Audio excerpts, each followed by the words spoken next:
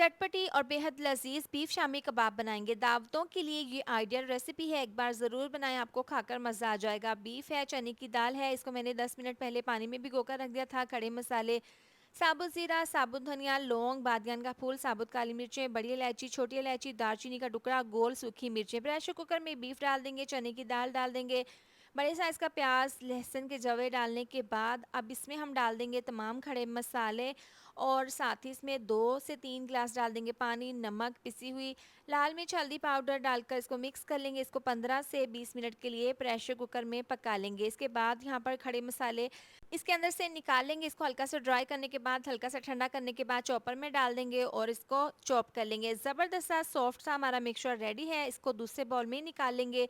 अब इसमें पिसा हुआ गरम मसाला डाल देंगे, 1 चम्मच बारीक कटा हुआ हरा धनिया, बारीक कटी हुई हरी मिर्च डालकर अब इसको अच्छे से मिक्स कर लेंगे। साथ ही आप वीडियो पर प्यारा सा कमेंट लाज़मी कर दिया करें और वीडियो को लाइक और शेयर भी कर दिया करें। अब मिक्सचर ले लेंगे इस तरह से गोल बनाकर, फिर इसको हथेली से हल्का सा टैप करके इसका ज़बरदस्त सा कबाब तैयार कर लेंगे। तो यहाँ पर मैंने तमाम कबाब तैयार कर लिए हैं। अंडा इसके ऊपर लगा देंगे इस तरीके से और पैन में ऑयल को गर्म करने के बाद इस तरीके से ये शामी कबाब डालकर इनको फ्राई कर लेंगे। ज़्यादा इनको फ्राई नहीं करना, 2 से 3 मिनट के बाद इसकी साइड को चेंज कर देंगे। देखिए सो दोनों साइड से बहुत अच्छा सा कलर आ गया है। इसको रायते के साथ सर्व करेंगे। मज़ेदार शामी कबाब तैयार हैं।